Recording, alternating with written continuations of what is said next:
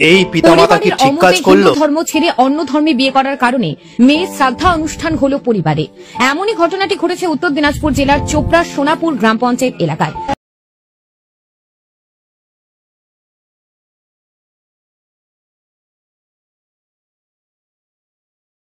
ভিডিওটি চারিদিকে ভাইরাল, কারণ তাদের সন্তান, কন্যা সন্তান অন্য ধর্মের একটি ছেলের সাথে বিয়ে করেছে বলে তার পিতামাতা শ্রাদ্ধ অনুষ্ঠান করেছে। আপনাদের মনে হতে পারে অনেক বড় কাজ করে ফেলেছে, এরামই করা দরকার আছে। যেসব মেয়েরা কথা শুনবে না তারা যদি অন্য ধর্মে বিয়ে করে নেয় তাহলে এরম শ্রাদ্ধ অনুষ্ঠান করেই দেওয়া উচিত, যে মেয়েটা মারা গেছে এই বলে চালিয়ে দেওয়া উচিত। কিন্তু মেয়েটা কথা শুনলো না কেন?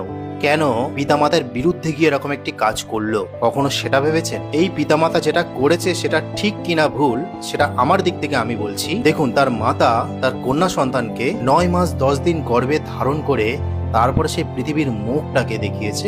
ছোটবেলা থেকে তাকে মানুষ করা, কোলে করে নিয়ে ঘুরে বেড়ানো, তাকে খাইয়ে দেওয়া, বাবার কঠোর পরিশ্রম করা, মাথার ঘাম পায়ে ফেলে রোজগার করে এনে সেই পরিবারের মুখে দুটো অন্ন তুলে দেওয়া। উদ্দেশ্য কি?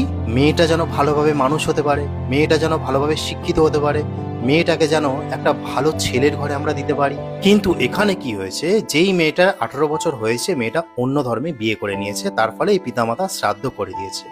এইটা অনেক কষ্ট এবং বেদনার দ্বারা হয়েছে। পিতামাতার অনেক কষ্ট আছে, বেদনা আছে হৃদয়ের মধ্যে, মনের মধ্যে, যে যাকে ছোটবেলা থেকে কোলে পিঠে করে মানুষ করলাম আমি, যাকে আমি জন্ম দিলাম, যাকে আমি হাঁটা চলা শেখালাম, সেই মেয়ে আমার বিরুদ্ধে গিয়ে কাজ করলো এরকম। একবার নিজের মেয়ের দিকে ভেবে দেখুন, আপনার যদি মেয়ে হতো, আপনি যদি মা হতেন, আপনি যদি পিতা হতেন, আর 18 বছর পর যদি সে অন্য জায়গায় বিয়ে করে নিত, অন্য ধর্মে বিয়ে করে নিত আপনার কথার বিরুদ্ধে গিয়ে, তাহলে আপনার মনের অবস্থাটা কিরকম হতো? নিশ্চয়ই আপনি কোনো কিছু মাথায় থাকতো না, মানে এইসব দৃশ্য দেখার মতো না, আপনি পাগল হয়ে যেতেন, যা ইচ্ছা তাই করতেন। এখানেও তাই হয়েছে। সেই পিতামাতার কষ্ট বেদনাকে ধরে রাখতে না পেরে একেবারেই সন্তানকে বিদায় দিয়ে দিয়েছে, যে তুই আমার আর সন্তান না, তুই জীবিত অবস্থায় তুই আমাদের কাছে মৃত হয়ে গেছিস। কিন্তু এখানে কি পিতামাতার দোষ নেই? অবশ্যই আছে দোষ। কি দোষ আছে? এটা প্রত্যেকটি পিতামাতার জানা উচিত যে পিতামাতার দোষ কোনটি। আপনার যখন একটি সন্তান জন্মগ্রহণ করে তখন আপনি তাকে আঁকা শেখাবেন, তাকে গিটার শেখাবেন, তাকে গান শেখাবেন, তাকে হারমোনিয়াম শেখাবেন, তাকে ক্রিকেট খেলা শেখাবেন, তাকে ক্যারাটে শেখাবেন, সব কিছু শেখাবেন। কিন্তু ধর্ম শিক্ষাটা তো কখনো শেখান না। যার অভাবে এই সব কর্মগুলি করছে। আপনি ভাবছেন যে একটা হিন্দু মেয়ে চলে গেছে, ও কোনো ব্যাপার না। না, একটা হিন্দু মেয়ে গেছে, আজ থেকে 50 বছর পর অন্য ধর্মে তার যখন সন্তান হবে, দেখা যাচ্ছে 10টি সদস্য হয়ে গেছে পরিবারে, অন্য ধর্মে 10 জন বেড়ে গেল, কিন্তু এখানে 10 জন কমে গেল, হিন্দু কমে গেল। তাই আমরা সন্তানদের সবকিছু শেখাই, কিন্তু ধর্ম শিক্ষা দিই না।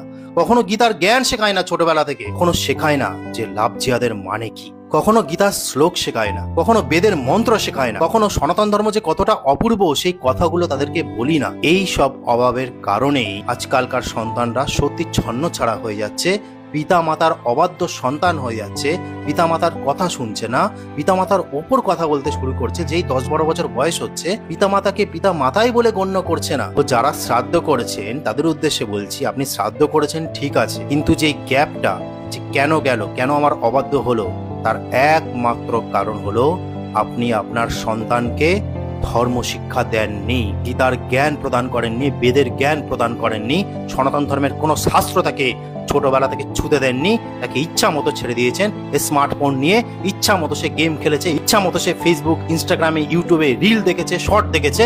এইভাবে সে ছোটবেলা থেকে বড় হয়েছে ধর্ম সম্পর্কে কোনো অবগত না হয়ে। প্রত্যেকটা মাতা পিতার কাছে অনুরোধ, আপনাদের যখন সন্তান হবে ওই গিটার আঁকা না শিখিয়ে আগে ধর্ম শিক্ষা দিন, গীতার জ্ঞান শেখান, লাভ জিহাদ কাকে বলে শেখান। মাত্র 2-3 বছর শেখান, তারপরে আপনার কোনো চিন্তা করতে হবে না। পৃথিবীর যে কোনো মতামত থেকে প্রপোজাল আসুক না কেন, ও এমনিই ঠুকরে দেবে। ওটা আজকে বলার ছিল, এটা আমার ব্যক্তিগত মতামত। এবার আপনারা বলুন আপনাদের মতামত কি।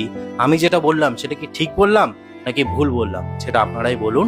ওটা আজকে বলার ছিল। হরে কৃষ্ণ।